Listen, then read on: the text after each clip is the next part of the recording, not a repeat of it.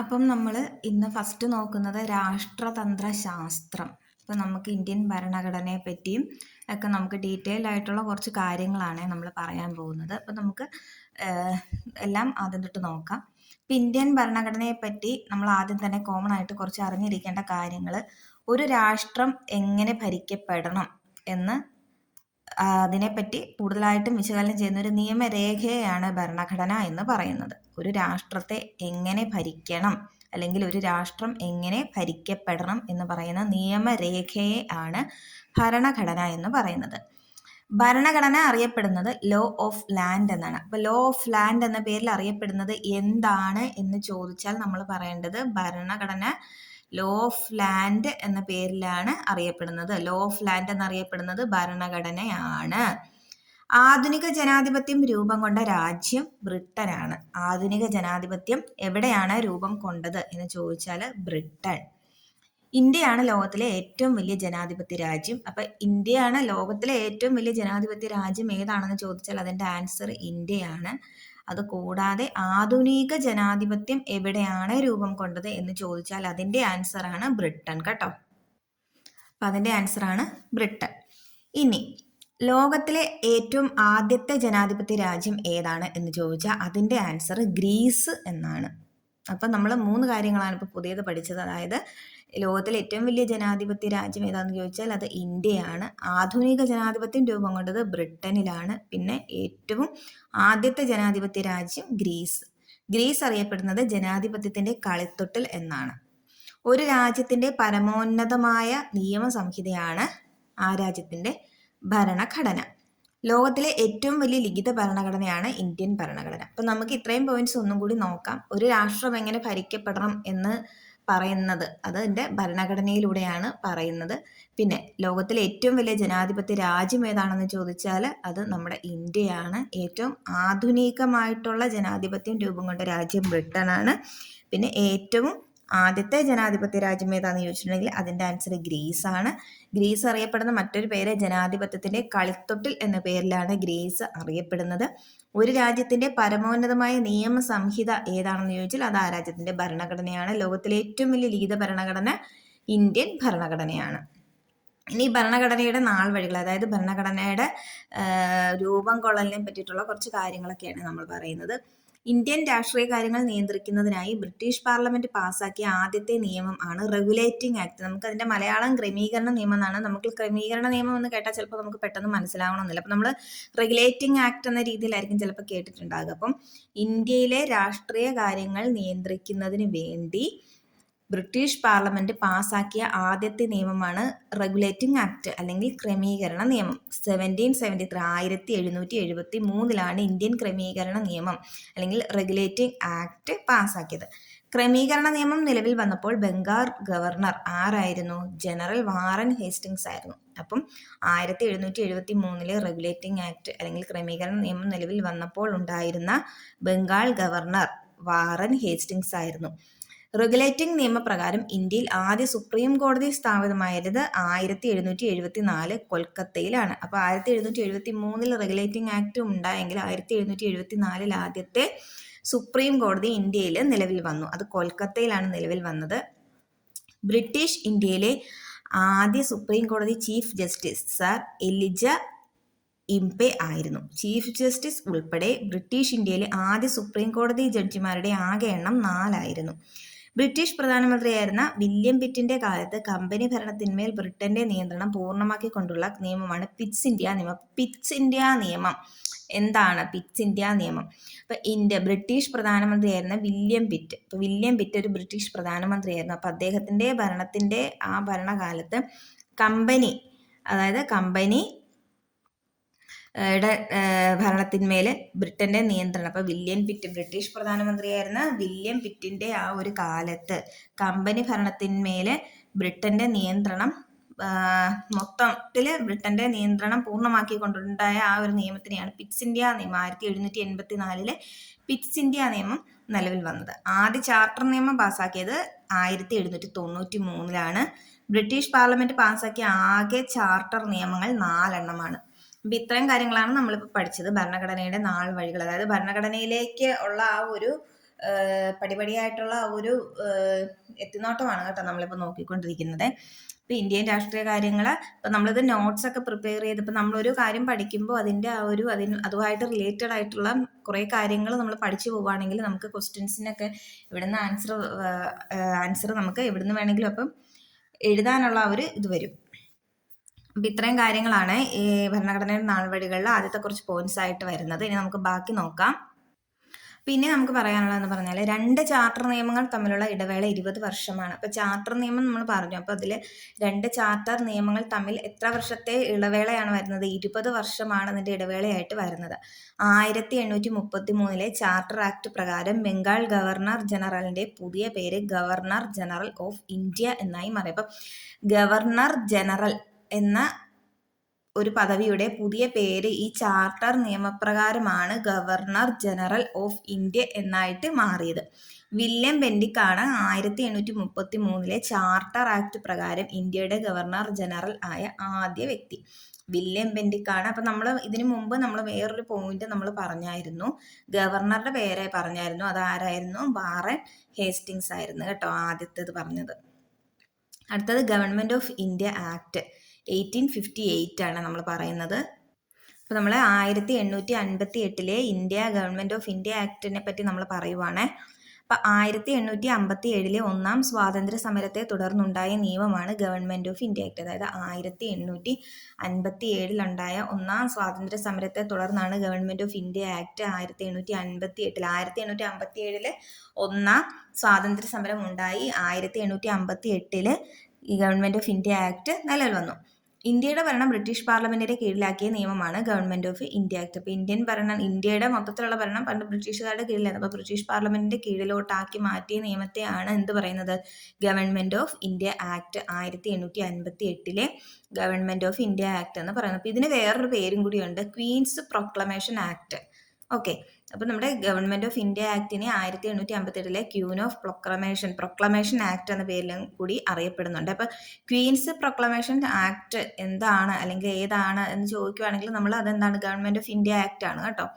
Government of India act 1858 പ്രകാരം British ഇന്ത്യയുടെ അവസാനത്തെ ഗവർണർ ജനറലും ആദ്യത്തെ വൈസ്രോയും ആയിരുന്ന വ്യക്തി കാനിങ് പ്രഭു ആണ്. നമ്മൾ റെഗുലേറ്റിംഗ് ആക്ട് വാറൻ ഹേസ്റ്റിങ്സ് ആയിരുന്നു കേട്ടോ ബംഗാൾ ഗവർണർ, അത് മറന്നു പോകരുത്. പിന്നെ രണ്ടാമത്തെ എന്താണ്?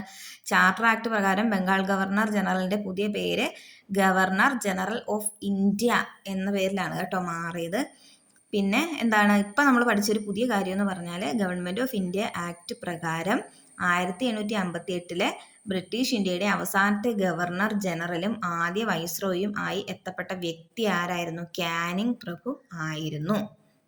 നിങ്ങൾക്കിത് നോട്ട് എഴുതി പോകാൻ വേണ്ടിയിട്ടാണ് കേട്ടോ, ടെക്സ്റ്റ് അതുപോലെ തന്നെ വെച്ചിട്ട് നമ്മൾ പറയുന്നത്. അപ്പോൾ നോട്ട്സ് വേണ്ടവർക്ക് പോസ് ചെയ്തിട്ട് നോട്ടാക്കി നമുക്ക് എഴുതിയെടുക്കാനായിട്ട് പറ്റും. അപ്പോൾ അതിന് വേണ്ടിയിട്ടാണ് ഇങ്ങനെ ചെയ്യുന്നത്.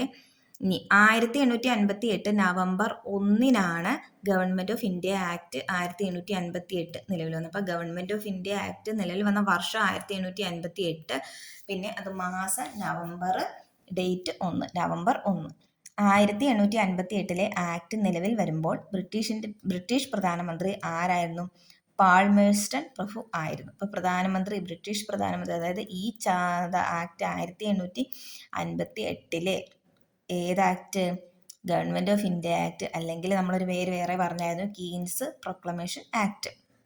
അപ്പം ഈ ആക്ട് നിലവിൽ വരുമ്പോൾ നമ്മുടെ ബ്രിട്ടീഷ് പ്രധാനമന്ത്രി ആരായിരുന്നു? പാൾമേഴ്സ്റ്റൺ പ്രഭു ആയിരുന്നു. ബ്രിട്ടീഷ് രാജ്ഞി വിക്ടോറിയ രാജ്ഞി. ആ പേരൊക്കെ നമുക്ക് ഓർത്ത് വയ്ക്കാൻ എളുപ്പമാണ് കേട്ടോ, വിക്ടോറിയ രാജ്ഞി. ബ്രിട്ടീഷ് ഇന്ത്യയുടെ വൈസ്രോയി കാനിങ് പ്രഭു ആയിരുന്നു. വൈസ്രോയുടെ പേര് കാനിങ് പ്രഭു. ബ്രിട്ടീഷ് രാജ്ഞി ആരായിരുന്നു? വിക്ടോറിയ രാജ്ഞി ആയിരുന്നു. പ്രധാനമന്ത്രി പാൾമേഴ്സ്റ്റൺ പ്രഭു ആയിരുന്നു. അടുത്തത് ഇന്ത്യൻ കൗൺസിൽ ആക്ട് 1909 എന്നറിയപ്പെടുന്നത് മിന്റോ മോർലി ഭരണപരിഷ്കാരങ്ങൾ എന്താണ്? അപ്പോൾ നമ്മൾ 1909 മിന്റോ മോർലി ഭരണപരിഷ്കാരങ്ങളെ പറ്റി നമ്മൾ പെട്ടെന്ന് 1909 ഇന്ത്യൻ കൗൺസിൽ ആക്ട് എന്താണ് എന്ന് പെട്ടെന്ന് ചോദിച്ചാൽ നമുക്കത് മനസ്സിലാവത്തില്ല. ഇന്ത്യൻ കൗൺസിൽ ആക്ട്, അപ്പോൾ 1909 എന്താണ് ഇന്ത്യൻ കൗൺസിൽ ആക്ട്?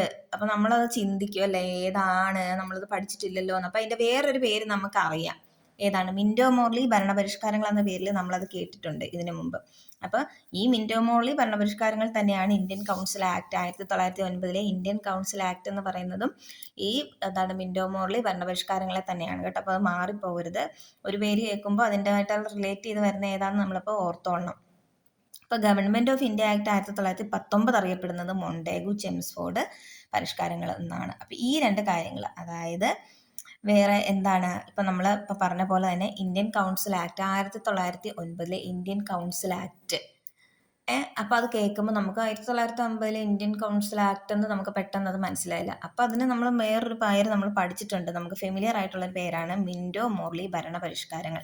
ഇതുപോലെ തന്നെയുള്ളതാണ് 1919 government of India act. 1919 government of India act എന്ന പേരിൽ അറിയപ്പെടുന്നത് ഏതാണ്? മൊണ്ടേഗു ചെംസ്ഫോർഡ് ഭരണപരിഷ്കാരങ്ങൾ എന്നാണ്. അപ്പോൾ ഇത് രണ്ടും നമ്മൾ നന്നായിട്ട് അറിഞ്ഞിരിക്കേണ്ട ഒരു കാര്യമാണ്. 1909 മിന്റോ മോർലി ഭരണപരിഷ്കാരങ്ങൾ അറിയപ്പെടുന്ന മറ്റൊരു പേര് Indian council act. 1919 government of India act അറിയപ്പെടുന്നത് മൊണ്ടേഗു ചെംസ്ഫോർഡ് ഭരണപരിഷ്കാരങ്ങൾ എന്ന പേരിലും കൂടി ആണ് കേട്ടോ. അപ്പോൾ ഇത്രയും കാര്യങ്ങൾ നമ്മൾ നന്നായിട്ടൊന്ന് ഓർത്ത് വെക്കണം.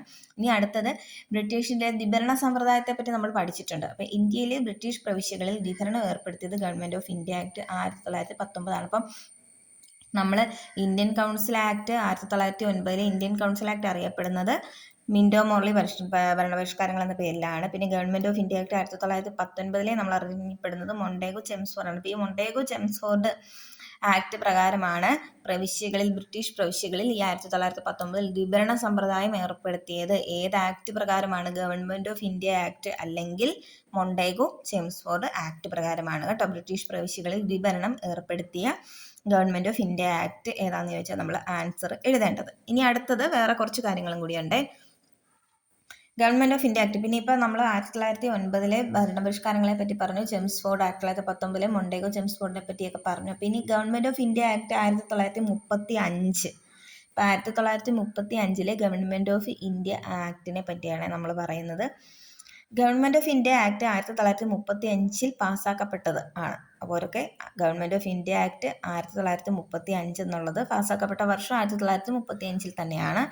ആക്ട് പാസ്സാക്കപ്പെട്ട സമയത്ത് ഇന്ത്യൻ വൈസ്രോയി വെല്ലിംഗ്ടൺ ആയിരുന്നു. അപ്പോൾ government of India act 1935 government of India act അതൊന്ന് പാസ്സാക്കപ്പെട്ട വർഷത്തെ ഇന്ത്യൻ വൈസ്രോയി ആരായിരുന്നു എന്ന് ചോദിച്ചിട്ടുണ്ടെങ്കിൽ അതിൻ്റെ ആൻസറാണ് വെല്ലിംഗ്ടൺ പ്രഭു ആയിരുന്നു. ഈ ആക്ട് നിലവിൽ വന്നത്, അതായത് പാസ്സാക്കപ്പെട്ടത് 35 പോലും അത് നിലവിൽ വന്നത്, നമ്മൾ പാസ്സാക്കപ്പെടുന്ന അതേ ഇതിൽ തന്നെ അത് നിലവിൽ വരണമെന്നില്ല.